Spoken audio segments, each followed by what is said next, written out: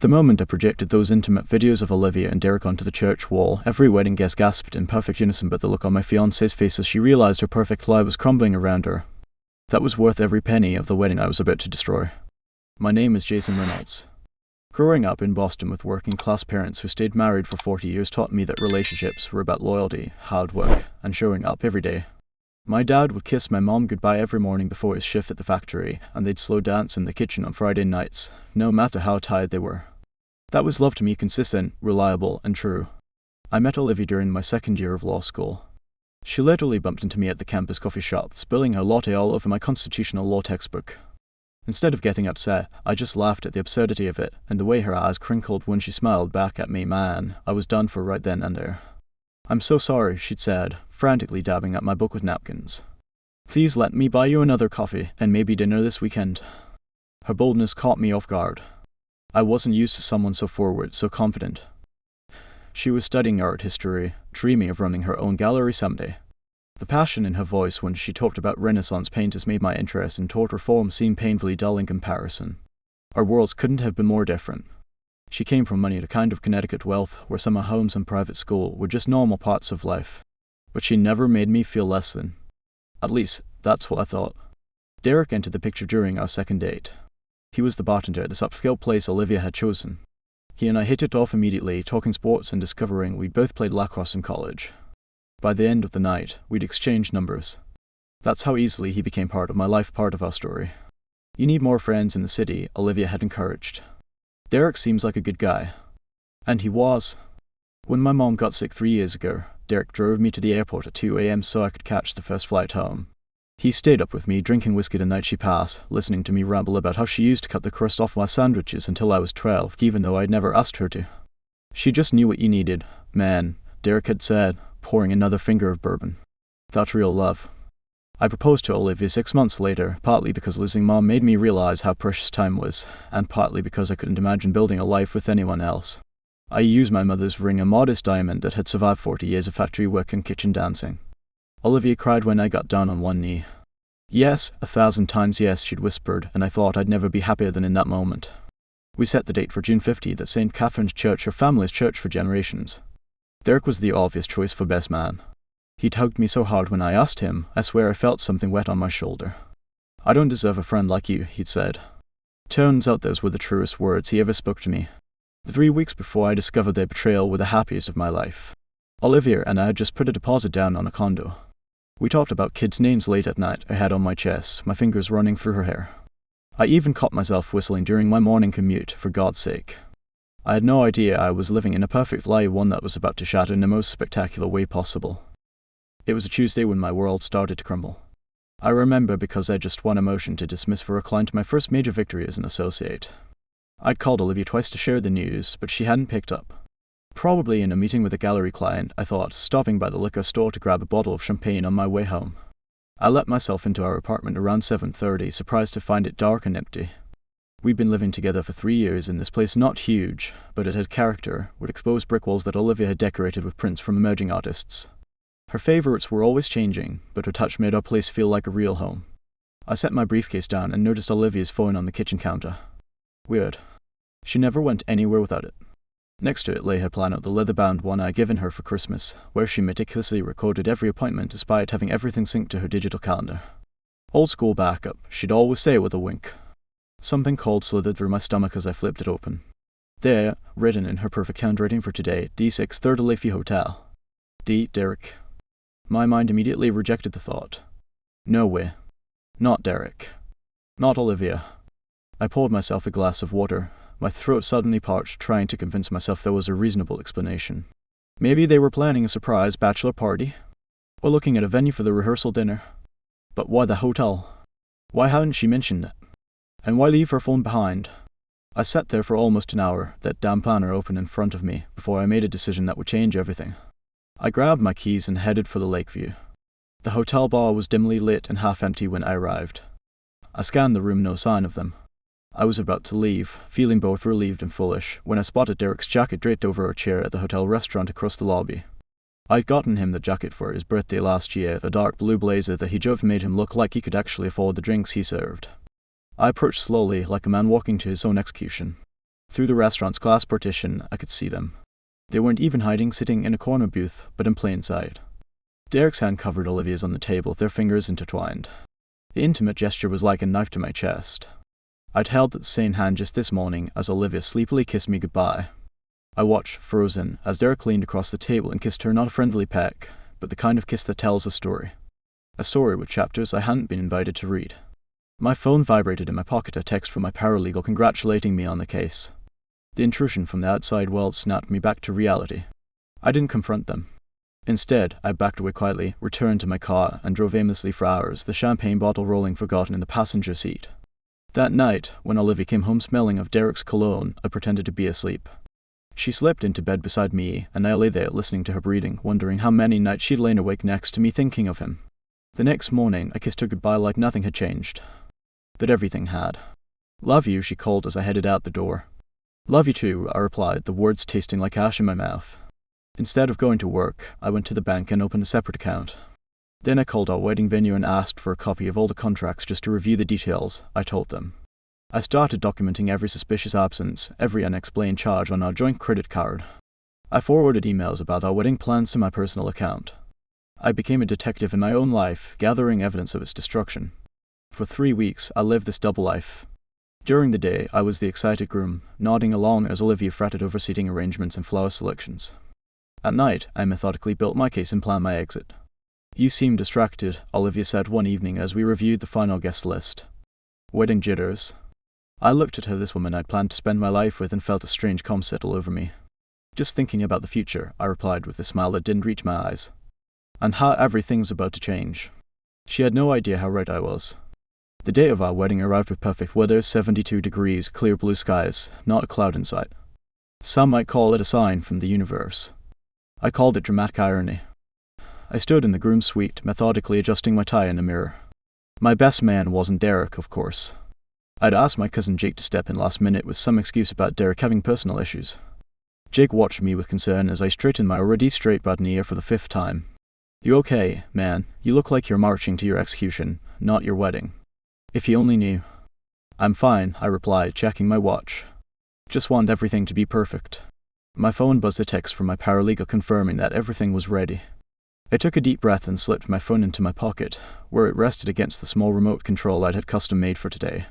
As I walked down the aisle to take my place at the altar, I caught glimpses of familiar faces. Olivia's boss, a stern-faced gallery owner who'd mentored her for years. My parents beaming with pride. And in the front row, Olivia's parents, her father who'd written the substantial checks for this elaborate charade, and her mother who'd spent months coordinating with the wedding planner to create Olivia's perfect day. The music swelled, and the guests rose as the doors opened. Olivia appeared like a vision in white, clutching her father's arm. She was breathtaking, I had to give her that. Her eyes met mine, and she smiled, a private smile meant just for me. My stomach twisted into knots as she floated down the aisle toward me, toward the future we'd never have. I remembered the first time I saw her at the gallery opening 5 years ago, how she'd laughed at my terrible art jokes and made me feel like the most interesting man in the room. Her father placed her hand in mine, and I squeezed it gently. One last act of tenderness before the storm. The pastor began the ceremony, his voice echoing through the vaulted ceiling of the historic church Olivia had insisted on booking. I barely heard the words, my heartbeat thundering in my ears as we approached the moment I'd been planning for weeks. If anyone can show just cause why this couple cannot lawfully be joined together in matrimony, let them speak now or forever hold their peace. The traditional pause. The moment when, in movies, some long-lost lover bursts through the door shouting declarations of undying love. Instead, I raise my hand. "Actually," I say, my voice surprisingly steady, "I have something to say." Olivia's eyes widened in confusion, her perfect smile faltering. A murmur rippled through the guests. "What are you doing?" she whispered, clutching my arm. I gently removed her hand and stepped back. "Telling the truth, Olivia, something you should try sometime." I pulled the remote from my pocket and pressed the button. The decorative screens that flanked the altar Olivia's idea meant to display tasteful photos of our relationship flickered to life. But instead of our engagement photos, they showed security camera footage from the Lakeview Hotel. Date and time stamps clearly visible in the corner. Olivia entering the elevator with Derek. Olivia and Derek checking in at the front desk. Text messages between them, planning the rendezvous while I was working late. Financial records showing the money she'd been siphoning from our joint accounts, money meant for our future, being spent on weekend getaways with my best friend. Gasps echoed through the church. Someone dropped a hymnal with a loud thud. Rob, please, Olivia hissed, tears already streaming down her face, ruining the makeup she'd spent hours perfecting. We can talk about this privately. Like you and Derek talked privately, for months, while I was planning our life together. I turned to face our guest, spotting Derek near the back, his face drained of colour.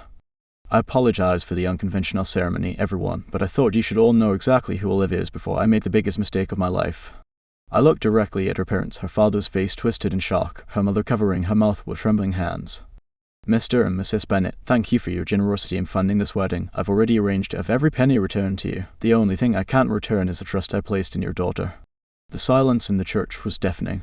I placed my written vows on the altar, vows I'd spend weeks perfecting, promises I'd never get to keep. The reception venue has been informed of the cancellation. The food will be donated to the downtown shelter. Consider it the one good thing to come from today. I stepped away from Olivia, who stood frozen in her designer gown, mascara tracking black rivers down her cheeks. Goodbye, Olivia. I hope Derek was worth it. As I walked back down the aisle alone, shoulders straight, eyes forward, whispers erupted behind me like wildfire. I pushed open the heavy church doors, stepping into that perfect sunshine, and took my first deep breath as a free man. I hadn't made it halfway down the aisle when I felt someone grab my arm. I turned, expecting to see Olivia's tear-streaked face. Instead, I found myself staring into the blazing eyes of her mother, Catherine Bennet. You think you're so clever, she hissed, her manicured nails digging into my sleeve. You have no idea what you've done. Before I could respond, Mr. Bennet appeared behind her, his face ashen. Catherine, not here. But Catherine wasn't finished. She leaned in close, her expensive perfume suffocating me. Did you really think I wouldn't recognize my own playbook? My blood ran cold. What are you talking about? The church had erupted into chaos behind us. I could hear Olivia sobbing, guests whispering furiously, someone demanding Derek leave immediately. But Catherine's voice cut through it all like a blade. 27 years ago, I was Olivia, and her father was you. She gestured toward her husband, who looked like he wanted to sink into the floor. Only the man I betrayed didn't have the spine to do what he just did. Memories crashed through my mind with the odd tension whenever I'd mentioned how Olivia took after her father, Catherine's cryptic comments about marriage requiring strategic blindness. The way Mr. Bennet always seemed diminished in his wife's presence. I knew the moment Olivia brought you home, Catherine continued, her voice dropping to a whisper. I saw that same pathetic devotion in your eyes that I once exploited. I tried to warn her that men like you are dangerous when cornered. My stomach lurched. You knew? About Derek? About everything? I advised her to wait until after the wedding. Divorces are so much more profitable than cancelled engagements. She smiled, a cold, calculated thing. But she always was impatient, just like me. Mr. Bennet finally found his voice. That's enough, Catherine. Is it? She turned on him with such venom that he physically recoiled. Our daughter just lost her meal ticket because you never taught her proper timing, all those tennis lessons and etiquette classes, but you couldn't teach her the one thing that matters, never get caught. The church had gone eerily quiet, the guests straining to hear this new drama unfolding. I realized with sick clarity that I hadn't exposed just Olivia today, I'd unwittingly ripped the veneer off an entire family's facade. Catherine released my arm suddenly, as if remembering where we were. She straightened her designer jacket and leaned in one last time. You think you've won today, but trust me, this feeling doesn't last. In a year, you'll be alone in your apartment wondering if the revenge was worth the emptiness. She glanced back at her broken family tableau. I would know. As she walked away, I stood frozen, the triumph I'd expected replaced by a hollow ache. I'd planned the perfect revenge against Olivia, but somehow I felt like I'd been the one outplayed all along. I walked away from the church that day, leaving chaos in my wake. The muggy summer air hit my face as I loosened my tie and took my first deep breath as a truly free man. Behind me, the Bennet family empire was crumbling under the weight of their own secrets. 6 months later, I sat on the deck of my new lake house, watching the sunset over water that reflected fire back at the sky. My phone buzzed with a text from my lawyer, final paperwork filed, case closed. It was officially over. In the aftermath of what people in our social circle now called the wedding apocalypse, life had taken unexpected turns. Olivia had lost her job when her company discovered she'd been using company resources to plan rendezvous with Derek.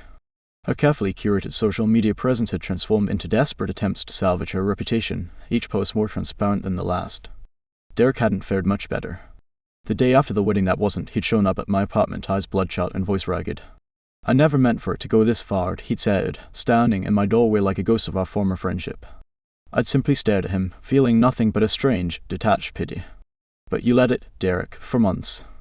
She said you guys were practically over anyway, that you were distant, uninterested. His voice had trailed off when he saw my expression. And you believe that, without ever talking to me? He looked down at his feet. I wanted to believe it. I closed the door in his face. Catherine Bennet, though she was the one who haunted my thoughts. Her words had burrowed under my skin. This feeling doesn't last. Some nights I'd wake up hearing her voice, wondering if she was right. Would the hollow feeling eventually swallow the satisfaction? I took another sip of my whiskey, watching ripples spread across the lake. The truth was, for the first few weeks after the wedding, I'd felt nothing but validation. The revenge had been perfect, calculated, public, and devastating. Exactly what I'd planned. But Catherine's prediction had partially come true. The triumph had faded, leaving something unexpected in its place, not emptiness, but clarity. 3 months after the wedding, I'd received an email from Mr. Bennett Robert. He asked to meet at a quiet bar outside of town. Curiosity got the better of me. I left her, he said simply, nursing scotch. After 30 years. I hadn't known what to say. Your little stunt at the wedding had cracked everything open, things I'd been too afraid to face. He looked older, his shoulders unburdened but his eyes tired. Catherine's been living a lie our entire marriage. I've been living it with her. Why are you telling me this? Because I want you to know that what you did. He paused, choosing his words carefully. It destroyed something that needed destroying, for all of us. I thought about the conversation now as I watched the last sliver of sun disappear below the horizon. My phone buzzed again, a text from Sarah, the architectural engineer I'd met while designing the renovation for this place. Still on for dinner tomorrow? I smiled as I typed back absolutely. Sarah knew my story, everyone in town did. But she'd seen past it, past the man who'd been betrayed and became that guy who exposed his cheating fiancée at the altar. She saw me. Catherine had been wrong about one crucial thing. The revenge hadn't left me empty, it had cleared space for something better. I discovered that beneath the hurt and betrayal was a version of myself I actually liked. Someone who valued truth over comfort, honesty over illusion. Last week, I'd run into Olivia at a coffee shop in town. She looked smaller somehow, her designer clothes replaced with something simpler. Our eyes had met briefly across the room, and I'd felt nothing but a dull ache, not for what I'd lost, but for what had never really existed. I finished my whiskey and headed inside. The house was quiet, half-furnished, but entirely mine. No secrets lived here. No lies waited around corners. For the first time in my life, I wasn't playing anyone's game but my own. Looking back now, I realize that karma doesn't need your help to balance the scales. Sometimes you just need to step aside and let the truth do its work. The revenge I'd orchestrated wasn't about destroying Olivia and Derek. It was about refusing to participate in their lies any longer. In exposing them, I'd also freed myself. Asterisk, I run my fingers across the weathered wood of my deck railing, feeling the texture of my new life against my skin. Asterisk. The most surprising lesson in all this wasn't how satisfying revenge could be, it was discovering that beneath the betrayal and pain, I was someone worth being honest with. Someone worthy of real love, not its cheap imitation. Asterisk, as night falls completely over the lake, I close my eyes and listen to the gentle lapping of water against the shore. Asterisk. In the end, Catherine Bennett was wrong. The feeling didn't fade into emptiness. Instead, it transformed into something far more valuable, the unshakable certainty that I would never again settle for anything less than the truth.